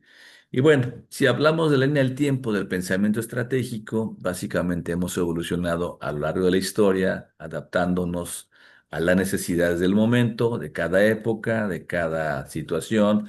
Ha habido precursores, ha habido actores fundamentales, hasta lo que hoy es el tercer milenio, en sus primeros 25 años, ya iniciando el 26. Estas ideas han sido transformadoras, han influido de manera importante en función del TLC, tiempo, lugar y circunstancias, y el contexto en el que nos movemos, obviamente por el PESTEL, el aspecto político, el aspecto económico, sociocultural, tecnológico y digamos, con características de sostenibilidad ecológico, ¿verdad? Y esto nos ha permitido comprender cómo cada de estas aportaciones, hoy tenemos un cúmulo de información desde lo que fue el inicio hasta lo que hoy tenemos, con diferentes contextos, pero que nos permiten hacer un recuento y entender que el pensamiento estratégico ha evolucionado, buscando desde, bueno, lo que decíamos, desde los líderes tribales, con sus aportaciones de cómo mejorar la recolección, los alimentos, la caza, la estrategia, cómo organizarnos mejor, cómo tomar decisiones y estrategias en un impacto de supervivencia. Lo que decíamos de la edad antigua es una pequeña recapitulación estoy haciendo de lo que vimos hace ya unos breves minutos, ¿verdad? Desde Sun Tzu hasta Karl von Clausewitz, por supuesto, las aportaciones de Maquiavelo, ¿verdad? De Niccolo Maquiavelo, con su famosa obra El Príncipe, tratado de política pragmática y realista, las estrategias militares en Europa, en Asia y en diversos países durante la Edad Media, con las cruzadas, con los feudos que se desarrollaron, con el trabajo, la guerra de Cent Ans, la guerra de 100 años, ¿verdad? Que fue más de 100 años, ¿verdad? Que entre los franceses y los ingleses que vimos con Henry V, Henry V, ¿verdad? Que dirigió en la batalla de San Crispín y resultaron vencedores a pesar de que los superaban 5-1, ¿no? Básicamente. Las guerras medievales, ¿verdad? Aquí vemos pasando por Napoleón, con diferentes precursores, actores, por ejemplo, Martín Lutero, de los que vino a hacer el cisma en la iglesia, va a separar la iglesia con otras representantes que se conoció como protestantes, ¿verdad? La iglesia protestante, Martín Lutero, Calvino, y después Adam Smith, autor de la famosa obra maravillosa de La riqueza de las naciones, donde hablaba de una mano invisible que controlaba la oferta y la demanda, que llegaba y como por arte casi casi divino, pues se encuentran y el precio justo que yo doy como oferente al demandante y nos ponemos de acuerdo. Claro, después hemos entendido años después con representantes como John Maynard Keynes, uno de los economistas más connotados del mundo, de origen británico, decía básicamente pues no, realmente no funciona así la economía. Cuando hay una crisis, el gobierno tiene que intervenir para moverla y salir adelante y dejar los demás ejerzan, las empresas, la microeconomía logre mejorar la macroeconomía gradualmente también. Pero si el gobierno no interviene a nivel macroeconómico, sigue la etapa de estanflación, es decir, inflación con estancamiento. Entonces, básicamente es eso. Enrique VIII, bueno, que también vino a modificar las leyes, ¿verdad? De los anglicanos ahora, donde quería a fuerzas un heredero, entonces se casó varias veces hasta que tuviera un heredero, ¿no? Carlos I de España y Carlos V, ¿verdad? De Alemania, Felipe II, famoso eh, por su guerra en el mar, ¿verdad? Rivalizando con los británicos de la reina, ¿verdad? De Queen Elizabeth I, donde básicamente la famosa Armada Invencible de Felipe II, pues fue eh, derrotada por las huestes de los británicos, como Drake, ¿no? Que eran pues filibusteros, ¿verdad? Pero la corona los utilizó y también fueron, los convirtieron en caballeros, ¿no? Porque lograron derrotar a los españoles y no ser dominados, ¿no? Isabel I de Inglaterra, lo que decía Elizabeth I, Solimán el Magnífico, sí, en Medio Oriente, George Washington, que inició, ustedes se han visto la obra de Hamilton, lo que cuenta la historia de Hamilton, básicamente, ¿verdad? Como los precursores de las ideas desde Francia, como Lafayette, influyeron tremendamente en los Estados Unidos para pensar independizarse de los británicos, ¿verdad? Y de esa manera cambiar la historia de la humanidad, ¿no? Y bueno, hoy en la edad contemporánea, lo que les decía, la parte naval, la parte del combate aéreo, con estrategias militares importantes como el ODA, de observar, orientarse, decidir y actuar. Henry Mintzberg en Canadá, de la Universidad de Montreal, de McGill y Peter Drucker, de origen austriaco, pero naturalizado americano, que vino a revolucionar el management moderno. Y hoy en día, lo que decíamos del siglo presente, Michael Porter, ¿verdad? Estados Unidos, el señor Christensen, también americano, teorías de la innovación disruptiva, Gary Hamel, con básicamente sus aportaciones de valor e innovación en la gestión estratégica, y el señor Prahlan, con aportaciones centrales de la riqueza en la base de la pirámide. Y bueno, esta, si la vemos visualmente, nos va a ayudar a entender cómo ha venido evolucionando la historia de la humanidad. Bueno, aquí no quiero cansarles con esto, pero bueno, aquí lo tengo para que ustedes lo puedan revisar. Hoy tenemos autores representativos, nomás dejen mover esto para que se alcance a leer bien aquí. Bueno, voy a ponerlo aquí abajo primero para que veamos y después lo muevo. Por ejemplo, tenemos concepto de estrategia comparativa, Igor Antsov, un autor de origen ruso. Pues veremos sus matrices la próxima semana. Sensacional su matriz de estrategia de producto mercado. Cómo interviene el papel de la dirección general. Sus primeras declaraciones del concepto de estrategia corporativa. El Corporate Strategy es su libro, un libro maravilloso. Y su visión competitiva y comparativa de lo que son el análisis FODA o el SWOT, ¿no? En cuanto hablamos de estructura organizacional, el señor Chandler, estructura organizacional, ajusta la descentralización. Antes era muy centralizada, hay que buscar descentralizar, ¿no? Estructuras por divisiones, o sea, oye, dale autoridad a tus divisionales para que puedan tomar decisiones y no tengan que venir hasta acá. ¿Por qué perdió la guerra Adolf Hitler? Porque todo lo centralizaba, las decisiones las tomaba él, no delegaba. Entonces, afortunadamente fue así para la humanidad, ¿verdad? Pero bueno, él controlaba mucho, él era muy controller, entonces eso le perjudicó desde el punto de vista de la gestión, ¿no? Bueno, digo, perdió por supuesto los aliados, pero me refiero, cuando tienes un general o un líder demasiado centrado en sí mismo, es difícil que sea sustentable, ¿no? Diversificación, tenemos varios autores, Montgomery Hill, Alcances y modos de la diversificación, conjunto de negocios que hacen sinergia, es decir, logra sinergia con diferentes negocios que sean similares o complementarios para que puedas aspirar a tener un grado de relación entre ellos y el resultado al final es sinérgico, es decir, uno más uno es más de uno, más de dos, 100, 1000, ¿no? La planificación de la cartera, lo vimos del Boston Consulting Group, quedó pendiente ¿te acuerdas? En el módulo 2 lo veremos la semana que entra, que vimos ciclo de vida del producto, pero lo más importante es que el ciclo de vida del producto luego se convierte en la matriz que vimos, ¿se acuerdan?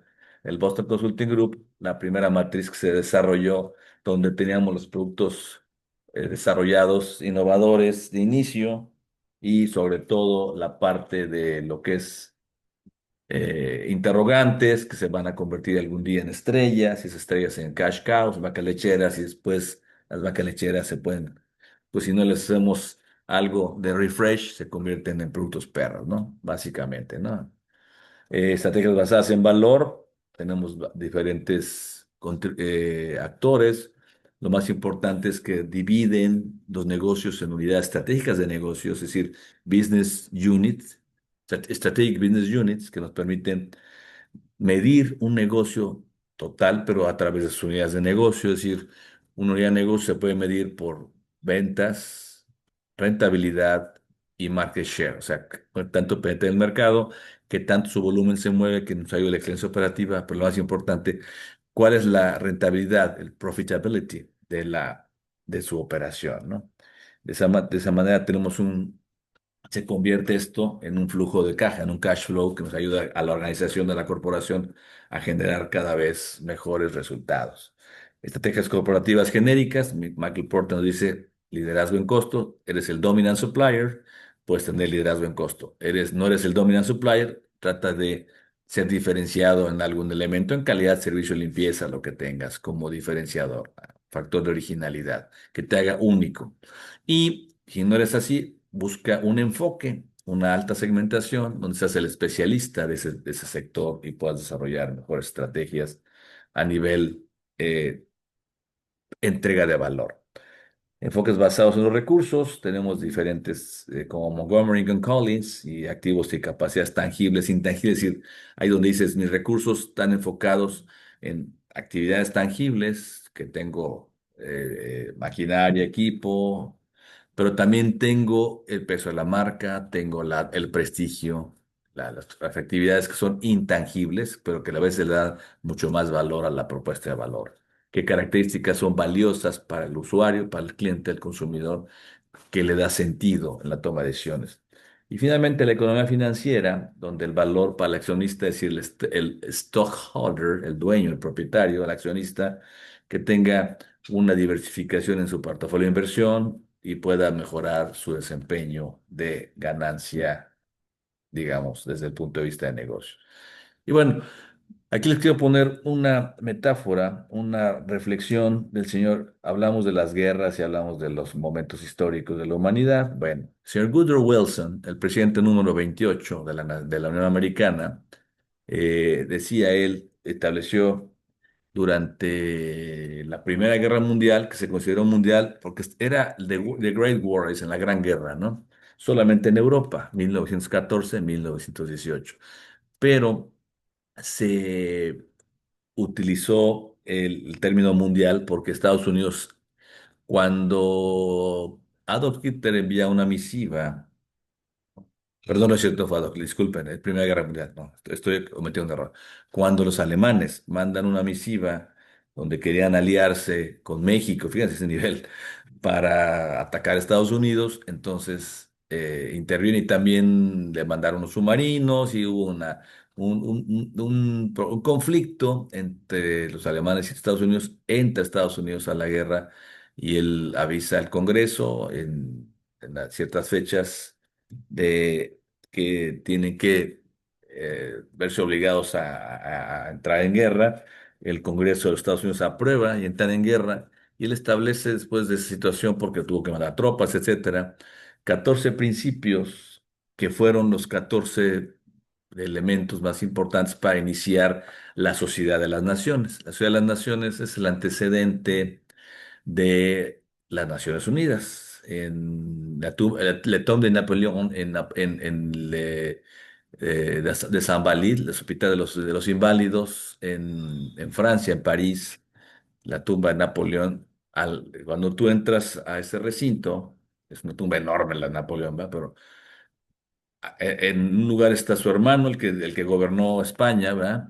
El otro lado está justamente el mariscal Foch, que es de los que estuvo en esa reunión con Woodrow Wilson durante el inicio de la Sociedad de las Naciones. Eso se desarrolló en Versalles, el Palacio de Versalles. Y ahí, bueno, Estados Unidos intervino y este señor, Woodrow Wilson, estableció estos principios. Dice, bueno, el final de la diplomacia secreta, lo que hablaban de los espionajes, ¿no? La libertad de navegación y comercio, la desaparición de las barreras económicas. Desde entonces, fíjense, la relevancia del intercambio comercial, la reducción de los armamentos militares. Se buscaba también, pues, evitar más conflictos, aunque años después se dio también la Segunda Guerra Mundial, mucho más devastadora, ¿no?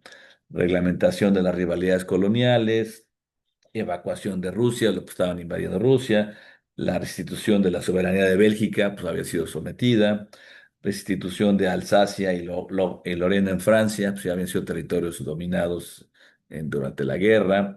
El reajuste de las fronteras de Italia, había sido la geografía y la geopolítica de Europa modificada, la autonomía de los pueblos del Imperio Austrohúngaro, o sea, Austro-Hungría, ¿verdad? La evacuación de Rumanía, Serbia y Montenegro, que también después, años después, tuvieron una guerra muy devastadora, la guerra de los Balcanes, devastadora.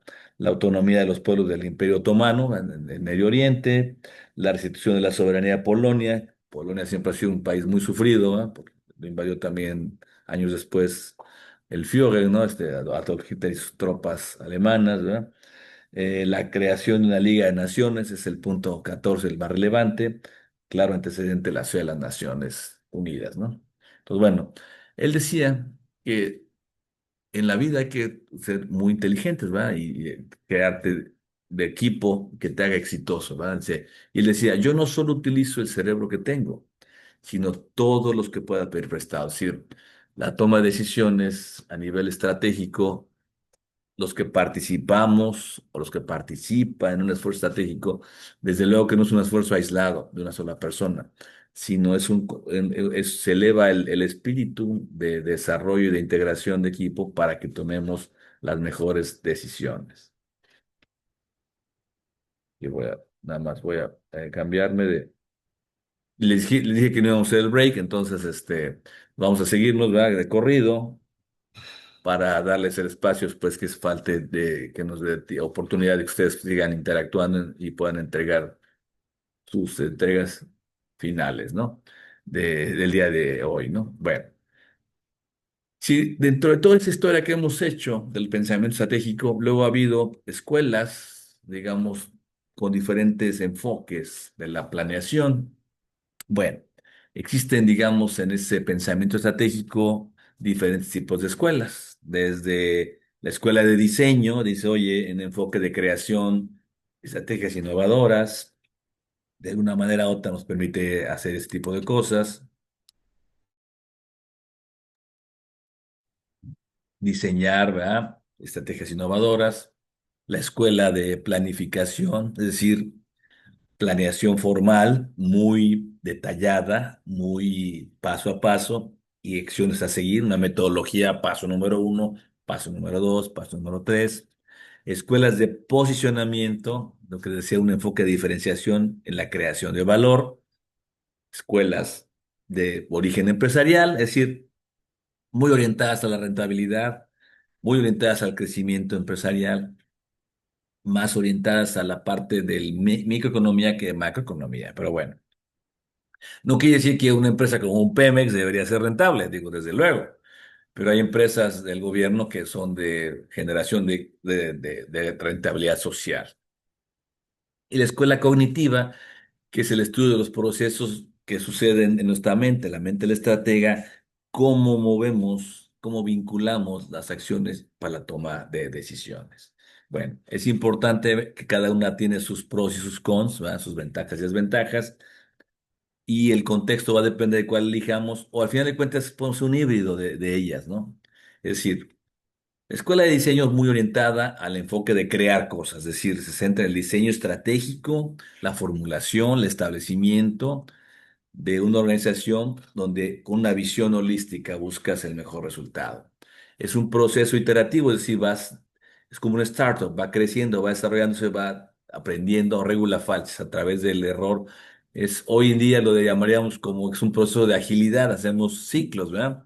Diseño estratégico a través de un proceso iterativo y participativo de la gente. Su liderazgo tiene que ser a través de una gente que sea visionaria, desempeñe un papel fundamental, es decir, está al frente de la creación de esa visión y la comparte para que se desarrolle la estrategia congruente con esa visión. El liderazgo es fundamental. Y la colaboración, pues desde luego es fundamental porque se fomenta el trabajo en equipo, la participación de los miembros de la organización y puedan aportar sus conocimientos. O sea, es como un poco más empírica, ¿verdad? Y se va dando en base a eso el diseño de la organización. Es como que de la... Y se utiliza mucho en organizaciones tipo innovadores, ¿verdad? Porque dices, oye, no tengo totalmente estructurado todo, voy desarrollando, voy entregando ese valor. Unas escuelas de planificación sumamente más detalladas, más metodológicas, un enfoque mucho más racional, más rigor científico, ¿verdad? Se basa en la lógica, en el análisis, que caigamos tampoco en la parálisis por el análisis, pero si el análisis es un proceso sistemático, paso número uno, si una serie de pasos, paso número dos, detallados. Primero, acuérdense, análisis, decisión y acción. Analiza externamente, internamente, haz tu análisis introspectivo de lo que estás haciendo bien o mal, de tal manera que dices, bueno, hago mi SWOT, Strengths and Weaknesses, Opportunities and Threats, o sea, mis oportunidades, amenazas, mis fortalezas y debilidades. Establezco objetivos, estrategias y luego las mido, ¿no? Las controlo. Es muy importante y relevante la importancia de la información. La recopilación y análisis exhaustivos de datos, de business, database, de lo que es la toma de decisiones bien formal, porque es racional. Y te desafía un poco porque puede ser rígida y no fácilmente no ágil, no adaptativa a entornos dinámicos o complejos. Es decir, hay una manera distinta de aproximación con la anterior, que es de diseño. Vas tú pues, con tu design thinking, prácticamente creando, empatando con el cliente, prototipando, y en esta dices, bueno, es más planificado, más como si fuera un método más predictivo, por llamarle así, ¿no? La escuela de posicionamiento, bueno, también tiene un enfoque centrado en la competencia. Voy a compararme con la competencia, me centro, analizo justamente en qué posición me encuentro, si voy a participar con un rival, quiero ver si mi precio está por encima del competidor, similar al competidor o por abajo del competidor. Analizo justamente esa posición que tiene en relación con mis competidores. Es decir, lo que decíamos ayer en el Boston Consulting Group, me comparo con el exponente más importante del mercado. Si yo estoy por abajo de él, no sé en qué lugar me encuentro, solamente que estoy tantas veces más bajo en volumen de ventas o de ingresos comparativamente con el competidor más importante. Si estoy similar, los dos tenemos medalla de oro, pero no hay plata ni bronce. Si estoy yo por encima de él, a fuerza, como es el competidor más importante, en ese escenario, yo soy el número uno, medalla de oro, y él es a fuerza, o la otra persona es la número dos, la medalla de plata. Entonces desarrollamos estrategias buscando beat the competition, o sea, hacer un lado la competencia. ¿Cuál es el riesgo? Pues a lo mejor puedo perder de vista a mi cliente por estar muy centrado en la competencia, ¿verdad? Pero bueno, empresas como Apple, que son las empresas más valiosas del mundo, como Nike, que dices, bueno, just do it, piensa nada más hacerlo. Coca-Cola Company, que es un monstruo que ha sido dominante durante muchos años, ¿verdad?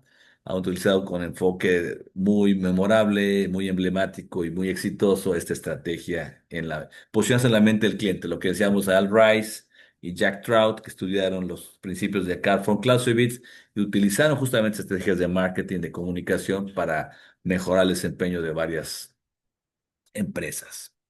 La escuela empresarial, muy enfocada en la rentabilidad, el análisis de la competencia en el mercado, basado en la investigación de mercado, qué hace la competencia, que identifiquemos oportunidades para aprovecharlas, explotarlas, explorarlas. Priorizamos la jerarquía, la rentabilidad es altamente relevante, qué estrategias de marketing y venta podemos para atraer más clientes, para retener a los que tenemos y hacerles crecer su negocio para que nuestra cuota de mercado sea creciente también.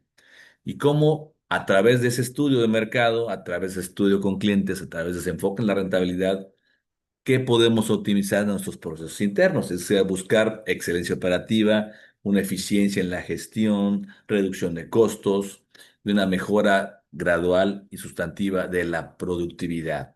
Cada vez hacer más con menos recursos o si invertimos recursos, que esos recursos se potencien altamente en la rentabilidad para que nos ayuden a mejorar el desempeño. La escuela cognitiva, que tiene que ver más con el conocimiento, es decir, lo que percibimos centrada en que los líderes, oye, yo qué percibo, yo qué, mis insights, qué me dicen, qué entiendo yo, cómo proceso, e interpreto la información para que yo tome decisiones como líder. Es decir, importancia de mi pensamiento, resaltando un papel preponderante en mi pensamiento crítico, mi capacidad de análisis, mi capacidad de síntesis. Esto a veces lo podemos desarrollar con estudios de caso, como el caso de Pfizer, y doy el reto. ¿Cómo yo puedo mejorar mi pensamiento, el de mis colegas, trabajando en un reto? Eso me desafía y tengo que pensar de una manera crítica, innovadora, creativa para desarrollar estrategias. Es decir, es un proceso de tipo socrático también, de tipo mayéutico. Dice, oye, la respuesta la tengo yo dentro de mí y va a aflorar en función de que yo me haga preguntas o me hagan preguntas, preguntas pertinentes, preguntas los que nos dedicamos también al desarrollo humano como coach, ¿verdad? Coach en agilidad, coach de acompañamiento directivo.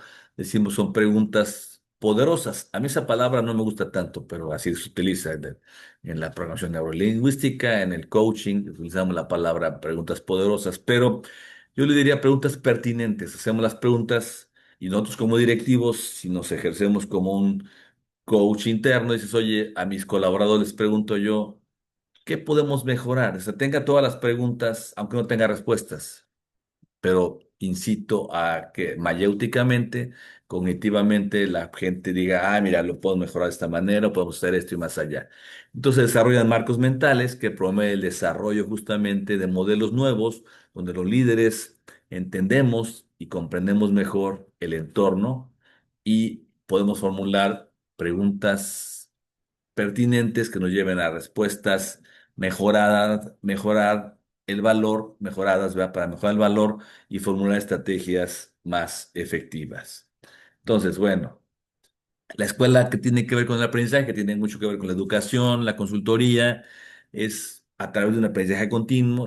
El caso del Kaizen también es muy importante, de IMAI, ¿verdad? La mejora continua, se basa en que la idea de las organizaciones, las instituciones donde desarrollamos son capaces de aprender. Peter Schenck es uno de los autores más connotados con su libro La Quinta Disciplina, dice la organización en continuo aprendizaje.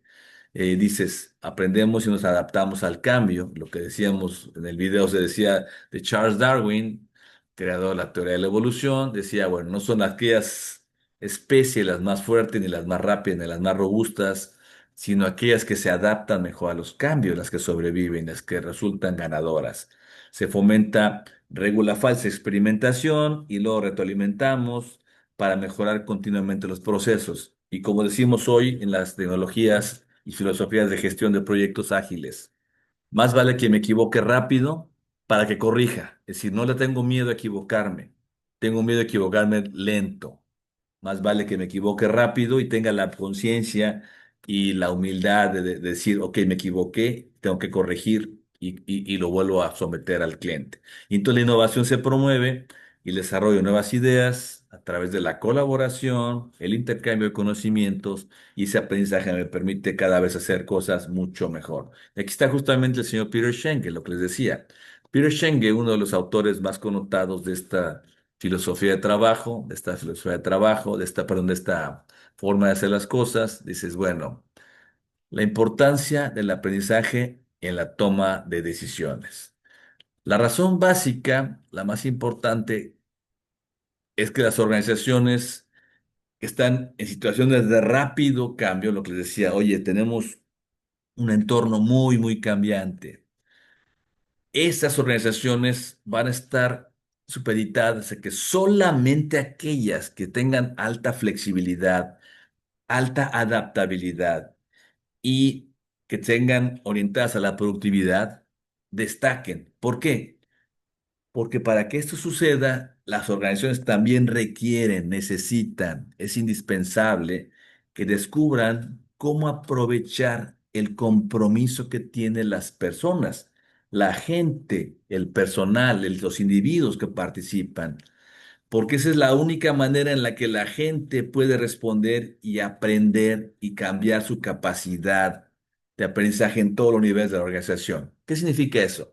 Que en entornos cambiantes, solamente aquellas organizaciones que están habituadas a ser flexibles, adaptativas, van a lograr destacar porque están practicando justamente ese continuo equivocación. Es como el alumno que no saca 100, ¿no? Dices, oye, de repente está cerca de los 70, ¿no? Dices, oye, siempre permanece alerta, evoluciona. Y en cambio, los que estamos o los que logramos tener 90, 100, de repente nos cae un 80, ay, nos dices, como que nos tira, ¿no? Y yo recuerdo una anécdota Delfinito López de una conferencia decía el boxeador, ¿no? Decía, oye, yo era en ese momento el libra a libra, el más valioso del mundo, ¿no? O sea, así me había reconocido el Consejo de Boxeo, ¿no? Eres el peleador, el boxeador libra a libra más valioso, ¿no? Ah, pues que todo, y nunca había peleado, bueno, pocas veces ha peleado en mi país, hicieron todo una parafernalia de que peleara en México, y de repente, no recuerdo quién el rival, ¿verdad? Porque nos platicó, de repente yo estaba ahí, y yo pues me sentía pues tocado por Dios, ¿no? Yo era el mejor, habían declarado que era el boxeador libra por libra más valioso y más importante, ¿no? No había nadie como yo. Los primeros rounds, de repente, ¡pum! Un gancho que me quitaron el switch, me desconectaron a la lona, ¿no? Nunca lo habían tirado, ¿no? Dices, wow, dices, impresionante. Yo de repente me contaba hasta 7 y me levanté de milagro. Y dice, al final, en mi esquina, dije, oye, ¿qué pasó? No, pues es que me descuidé y empiezas a hacer las reflexiones de la soberbia y de la arrogancia y de la falta de preparación y andar en la fiesta o lo que sea. Dices, wow, nunca me habían tirado. Terminó empatando, o sea, nunca la habían ganado. No, no perdió la pelea de milagros. Terminó empatando y dice, con mi público, dice, eso es lo que le pasa, dice, si estás en una situación de no estás habituado y siempre estás en el top, top, top, top, top, y de repente cuando te caes, híjole, ¿cómo sobrevives? Es importante lo que dice Peter Schenge. Las organizaciones que están acostumbradas que su gente sea flexible, sea adaptativa y productiva, es la única manera en la cual se pueden salir adelante. ¿Por qué?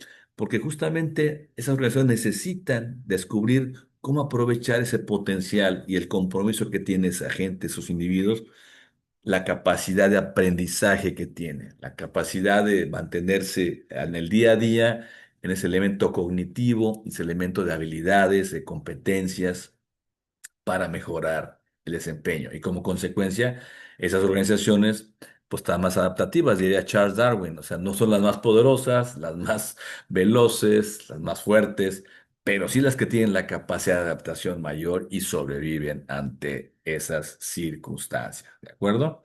Bueno, vamos a ver un video donde Peter Schenge justamente nos comparte estas reflexiones en donde de alguna manera u otra justamente nos da la oportunidad de entender esto, que en épocas de crisis, por supuesto, empieza a decir, oye, voy a despedir a gente, dices, no, o sea, piensa también el trabajo que te va a costar nuevamente capacitar a tu gente, si tú te deshaces de alguien valioso, el trabajo que te cuesta elegir de una manera no adecuada, utilizar la vía más rápida. Oye, me deshago de gente y disminuyo el gasto, ¿no? Pues sí, pero como dicen por ahí, una reingeniería del señor Pragland, el señor, lo que decíamos hace rato de la innovación, Gary Hamel, de la reingeniería de negocios, dices, bueno, qué fácil es decir, vamos a cortar grasa en el cuerpo, ¿verdad? Oye, voy a quemar grasa. Sí, pues si de repente empiezo a cortar también músculo, pues me quedo ya, o le quito defensas, pues me quedo ya vulnerable como organización. Y eso es lo que le pasa a organizaciones si no aprenden y no saben cómo hacer y mantener en épocas difíciles a su plantilla productiva, a su gente valiosa, etcétera. Vamos a ver lo que dice Peter Schengen justamente con relación a esto. When times are tough, all of a sudden things show up. And we can say a lot of nice things that sound good, politically correct, when times are good, but you all know this, we all know this. You really see more deeply what's really important to people under stress, under difficulty. For years we've run simulations, and people espouse, people are our most important asset, and we invest in our people, and it's the key to our strategy. Even in a simulation, with a bunch of peers competing for profit in a simulated world or market share, business gets tough. The first thing the same people do very often is start laying off people. Well, you have to do that. Business requires it. So one of the interesting things that happens, I actually think these periods of crisis are extraordinarily useful if we use them effectively. One is it brings to the surface people's deeper values, their deeper reasoning, their deeper habits. Secondly, it distinguishes. So I will tell you there are plenty of businesses, certainly not the majority by any stretch, but plenty of businesses who are going to significantly improve their market share during this crisis. They're going to position themselves in ways that they couldn't have been positioned before in this crisis. They are going to be more healthy as a result of the crisis, not less healthy. And that's not because they aren't stressed and in difficult times. For sure they are. And the reason is they actually have some idea of where they want to go and who they intend to be. And that doesn't mean they won't lay off anybody. That's a particular situation. Sometimes you don't have that option. I understand that.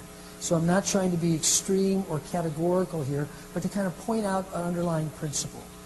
In times like this, the fundamental need from a leadership standpoint, and by the way, I'm using the word leadership in a broad way, but I'll include people in positions of leadership responsibility, is to actually be able to balance the short term and the long term.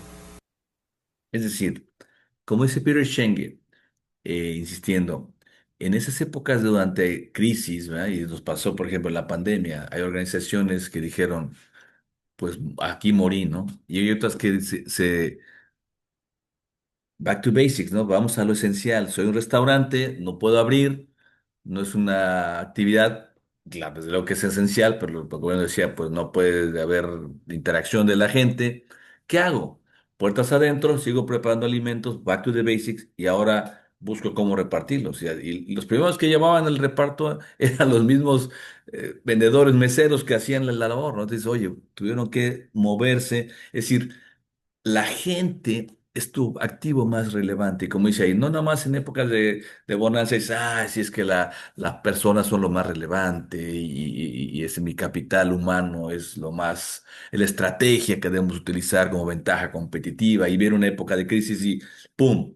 Tengo que despedir a la plantilla. No, trata de ser flexible, trata de buscar la manera en la cual adaptativamente busques razones para seguir operando y de esa manera puedas mantener, quizá no el pleno empleo, quizá no toda tu plantilla, pero mucho de ello se lo debes a tu gente. O sea, es decir, lo que eres tú el líder, eres el que está en esta posición de ejercicio de liderazgo debido al trabajo colectivo. Y en un trabajo de equipo, ustedes que están haciendo su trabajo ahora en equipo del reto de Pfizer, pues claro, todos están al mismo nivel, pero hay alguien que dice, es bueno para esto, póngalo al servicio del equipo. Yo soy bueno para aquello, pongo al servicio del equipo. Oye, yo levanto la mano porque aquí no sé, ayúdenme ustedes que si son buenos para esto. Entonces, así es como pensamos los individuos, o sea, puertas adentro decimos, oye, creativamente, no importa la escuela de pensamiento que estemos dando, si es una demasiado detallada de planificación o una escuela de pensamiento cognitivo donde veo mis procesos internos o de posicionamiento donde digo lo más relevante es penetrar la mente de mis usuarios. Es decir, no importa, sino lo relevante es el tipo de ejercicio que puedo yo tener desde el punto de vista de colaboración para que el resultado al final, como dice aquí, hacer un balance entre el corto y el largo plazo. Es decir, en el corto plazo tengo que cubrir los requisitos de la materia, en el largo plazo tengo que formar equipos de trabajo que a lo mejor van a ser mis colegas, mis socios en el futuro. Es decir, hacer un trabajo de colaboración adecuado que me permita, con ese nivel de madurez, trabajar, cumplir con mis metas en corto plazo, pero también en largo plazo. Y desde el punto de vista de los líderes empresariales, desde luego, oye, si hay épocas de crisis, no nomás de dientes para afuera decir que lo más valioso es el recurso humano, las personas, sino realmente en momentos de alto desempeño directivo, en la acción directiva, dices, oye, tengo que tomar decisiones antes de pensar en despedir a la gente, tengo que decir, bueno, mi posición empresarial se la debo a mi gente, ¿no? Me debo a ellos, y es algo que tenemos que tomar en cuenta de manera consistente, ¿de acuerdo? Bueno. Esencialmente es lo que les quería compartir el día de hoy. De alguna manera u otra, estas reflexiones que hemos hecho un génesis de la historia de la humanidad desde la prehistoria, historia antigua, lo que ha sido la edad después moderna, perdón, edad antigua, luego la edad moderna, y hasta la edad contemporánea, y bueno, y pasando por la era digital, que hoy la reconocemos así, no oficialmente, pero que le damos esa connotación, donde vamos a competir ahora con insumos, no nada más de productos, no nada más de servicios, sino también de información que generamos nosotros y generan los demás, y que está el acceso simplemente en nuestras manos, ¿verdad? Aquí en nuestro smartphone lo tenemos a fingerprints, o sea, simplemente teclear algunos y tenemos la información del mundo. Yo recuerdo hace algunos años cuando Bill Gates escribió un libro,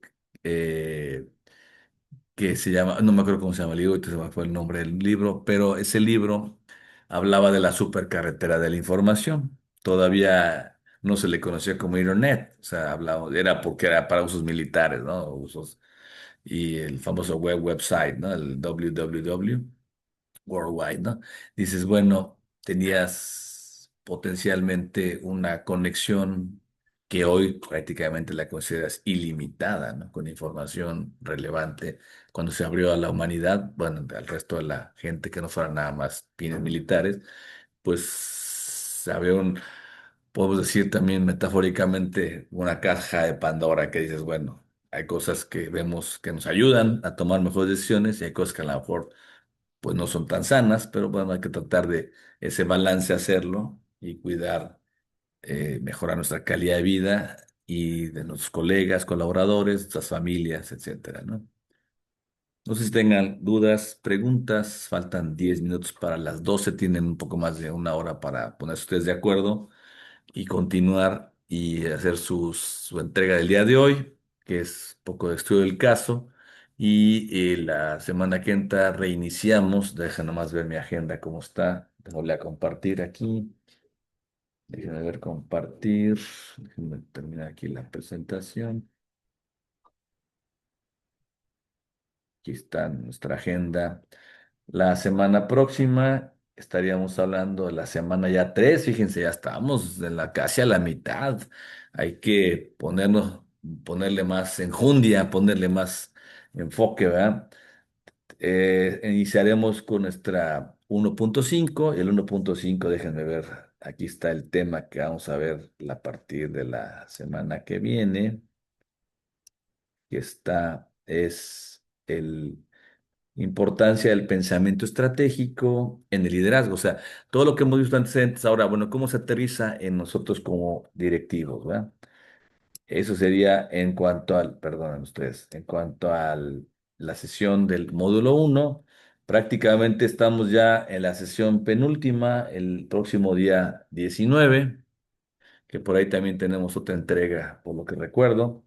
Y luego el día 22 tendremos la última entrega que tiene que ver justamente con el, el módulo 1.6, que es la dirección y liderazgo estratégico, correcto. Y luego en el caso del módulo 2, tendremos nuestra sesión, digamos, la tercera sesión del módulo ya 2, ¿verdad? De nuestro caso, ¿verdad? Prácticamente estaremos a 2 sesiones de concluir.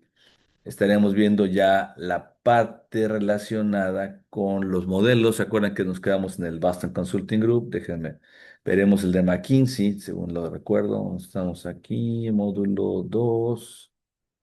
Aquí tengo el módulo 2. De la formación de estrategias, nos quedamos justamente en esa parte y aquí vimos recuerden el Boston Consulting Group, aquí está, veremos la matriz de posicionamiento de McKinsey, que es aquí la tengo, veremos la de Igor Ansoff, que está aquí, es una maravilla esta matriz, vale la pena que pongan mucha atención, si no pueden asistir directamente, por favor, revisen el video. Y después veremos otras, poco más de estrategias, poco más puntuales para el desarrollo estratégico y otros modelos que tenemos por aquí. Y concluiremos con la implementación. Aquí está el señor Henry Mintzberg, aquí está, fíjense, veremos una reflexión del señor Mintzberg. Y básicamente concluiremos con la implementación de algunas estrategias ya más puntuales y el Balance Scorecard. Y en el caso del workshop, eso sí, recuerden que para el workshop del reto estamos trabajando en la siguiente entrega, va a ser el primer avance que ustedes van a presentar. Recuerden, máximo 15 minutos que puedan presentar cada uno de los equipos. Yo les daré un breve introducción y luego ya ustedes presentarán y les dejaré el espacio de tiempo para que sigan trabajando en su reto. En la siguiente semana, el 28, lo mismo, para que ustedes se preparen en hacer el trabajo de la segunda entrega. Y la última entrega, recuerdo que creo que es el día 3, dijimos, o el 4, no recuerdo bien. Bueno, ya veremos cómo hacer esa presentación para que ustedes tengan justamente, hagamos adelante en su examen, el argumentativo y el reflexivo, y además concluyan en tiempo y forma y con cabalidad su entrega del plan estratégico, en este caso de la transformación digital de Pfizer. ¿De acuerdo? No sé si tengan alguna pregunta, alguna duda. Prácticamente faltan 5 minutos para las 12. Tienen un espacio de tiempo cerca de una hora para que se pongan de acuerdo, puedan continuar trabajando, porque como cuando es en aula, pues como que dices, bueno, yo sigo aquí vigilando y ustedes trabajan, ya sea en aula o se pueden retirar del aula, pero aquí es un poco más complicada la distancia, algunos están en Alemania y otros, entonces, bueno, les doy el espacio de libertad que puedan ustedes ponerse de acuerdo para que sí avancen, porque si no, los lleno de contenidos y ustedes no están asimilando y aplicando las herramientas. ¿Cómo ven? Adelante, Ariel, por favor. Ah, ¿tu asistencia? Ok. No, la asistencia según ya me la había puesto hace rato. Sí, sí, Sí, muchas correcto. Ah, gracias. perfecto. No, era rapidísimo sobre la tarea. Sí. Entonces, ¿prefiere que la hagamos sobre alguna de las dos empresas que nos puso ahí o quiere que la hagamos de Pfizer? Yo les sugiero que le hagan de Pfizer, pero si ustedes, porque Ok. no llevan el avance o no tienen mucha información todavía, utilicen los ejemplos, están ahí. Yo lo que les dije, las tareas, digo, hay una instrucción en la rúbrica, pero dice estudio del caso, o sea, y si el Ujú. caso es, tengo un reto que es Pfizer, pues yo les sugiero que hagan de Pfizer porque no trabajan dos veces, no trabajan una herramienta aplicada a un caso y luego la tienen que utilizar, Sí, sino a por lo supuesto. mejor eso que investiguen de Pfizer, que los rete a utilizar y desafíe a que investiguen, les va a servir para cuando vayan integrando toda la información a su plan estratégico. Sí, por Entonces, supuesto. yo les Hacemos un calificaré lo que panorama. ustedes pongan. Si ustedes utilizan una de las empresas que está ahí como ejemplo, no hay problema. Pero si lo hacen de Pfizer, mi sugerencia, ¿verdad? Sí, Sería claro. que les ayuda, suman puntos a lo que se requiere de Pfizer. O sea, jalan, como dicen por ahí el dicho, agua para su molino, ¿no? Sí, sí, por supuesto. Y también una duda rápida. Adelante. En el examen que nos va a habilitar la siguiente semana, según yo lo va a habilitar desde el 22 o Ya 23. quedamos que el 22 sí, por ahí se Sí, va ah, a perfecto, habilitar, desde el sí. 22. Y también quería saber cómo va a ser ese examen. Si va a ser teórico de lo que hemos visto en clases, si va a ser sobre Es un algunos métodos que examen hemos visto. reflexivo, aunque argumentativo, es decir, te va a decir Ok, ahí, oye, ¿cómo ha sido tu experiencia? Y en base a lo que has estudiado de la planeación, argumenta, o sea, son unas preguntas muy puntuales ok, y ¿por qué se califican tus competencias? O sea, tengo que ser yo muy riguroso en ese sentido de ciertas preguntas, ya está elaborado, de cuenta. Yo no lo hice, ese lo hizo la academia, ¿no? sí, Porque claro. va asociado a las competencias. Hasta donde yo me recuerdo, no recuerdo, Sí, te hacen algunas preguntas argumentativas. Entonces puedes tú, mientras tú argumentes, o sea, ese es lo relevante aquí de ese examen, el primero. Y el segundo es como el trabajo colaborativo que has tenido, tus reflexiones. También es un examen de donde desarrollas competencias de trabajo en equipo y eso mucho del módulo 3 por ejemplo, ¿no? Y dices, pero son exámenes como pues sí, yo digo que en una hora, máximo hora y media lo puedes hacer, ¿no? O sea, si quieres argumentar con mucho detalle, hay gente que es muy concisa que lo acaba en 40 minutos, digo, no pasa nada, ¿no? sí, por Pero supuesto.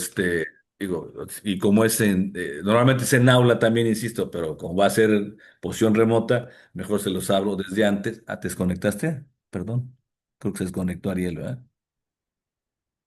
Bueno, ok, para los que están aquí en sesión todavía y en vivo, y luego para la grabación, y si Ariel ya se vuelve a reconectar, la idea es que puedan ustedes tener esa ventaja en remoto, lo puedan hacer de alguna manera u otra, de donde estén y en el momento que estén, porque ese sí es individual. Recuerden que las demás actividades, todas son colaborativas, todas se califican en grupo, en equipo. Y estas sí son actividades totalmente individualizadas. ¿De acuerdo? Por ahí me faltaba alguien de pasar lista. A ver, déjenme Profe, una recapitular. duda rápida, Adelante, igual claro que sí, Frida. de los exámenes, o sea, Sí, ya regresó vamos a Ariel. tener, Sí, una vamos, disculpa. No, no te preocupes. A ver, nada más deja que termine Frida de hablar y ahorita. Adelante, Gracias. Frida. ¿cuánto tiempo vamos a tener para los dos exámenes? O sea, No hay límite de tiempo. O sea, normalmente en aulas sí les damos, haz de cuenta, 2 horas o algo así, ¿no? Pero no, o sea, realmente pues está catalogado que lo subas antes de las 23:59 de ese día, ¿no?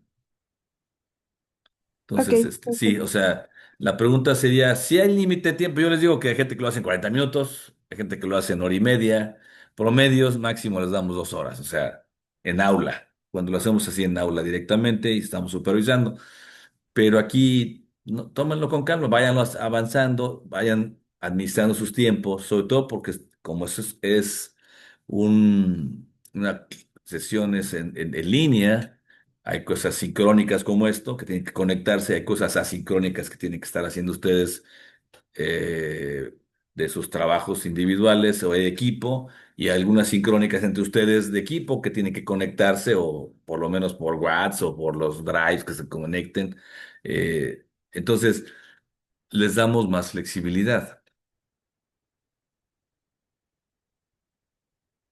¿De acuerdo? Ahora sí, Ariel, perdón. No, no, ¿ya terminaste, Frida, perdón? Sí, ya, gracias. Ya, a ver, déjame nada más recapitular. Me faltaba Rodrigo, sí creo que sí llegó, ¿verdad? Rodrigo se conectó. Rodrigo Fernando. Sí, aquí estoy, profe. Sí, bienvenido, gracias. Ya te pongo asistencia. Y Arturo Rivera también vi que se conectó. ¿Estás ahí, Arturo? Ya te volviste a Hola, prof. salir. Ah, Aquí sí, estoy, prof. gracias. Ya, perfecto, ya. Nada más me faltaba. Sí los vi conectados, nomás que no había podido hacer la recapitulación. No sé si tengan alguna pregunta, duda, inquietud. Bueno, ya se nos fueron los 5 minutos, son las 12 en punto. Les dejo una hora, porque si no, sí, bueno, siguen dudas, no pasa nada. Aquí sigo yo conectado, ¿no? Ya saben que para eso está el conectarnos, pero sí también darles espacio de que ustedes puedan interactuar entre ustedes, porque pues, es trabajo colaborativo y eso implica tiempos, horarios, momentos, espacios, etcétera, ¿no? Sí, perfecto, muchas gracias. Y de nuevo una disculpa porque se me acabó la batería. No, con razón te desconecté. Dije, bueno, ya dije, quedó, dije, para la grabación, en caso de que no estuvieras, ya, qué bueno que regresaste. ¿No hay más Sí, dudas sí, sí. entonces? ¿Ya quedó Gracias. claro? Todo claro. Muchas gracias. Que Perfecto. tenga un excelente día. Igualmente, ¿alguien que tenga más inquietud, duda? ¿No? Si no, pues nos vemos el próximo lunes. Tengan un excelente día, un excelente fin de semana y nos conectamos primero Dios el lunes. Y recuerden su entrega de hoy y las subsecuentes, pongan atención a eso para que vayan avanzando. Cuídense mucho, bendiciones a ustedes y a sus familias. Pásenla muy bien. Gracias. Gracias, profe. A Gracias, ustedes. profe. Cuídense muchísimo. Bendiciones. Gracias, Igualmente, buen profe. fin de Hasta semana. luego. Que Gracias, estén Cuídense. bien. profe. Hasta Cuídense. luego. Chao.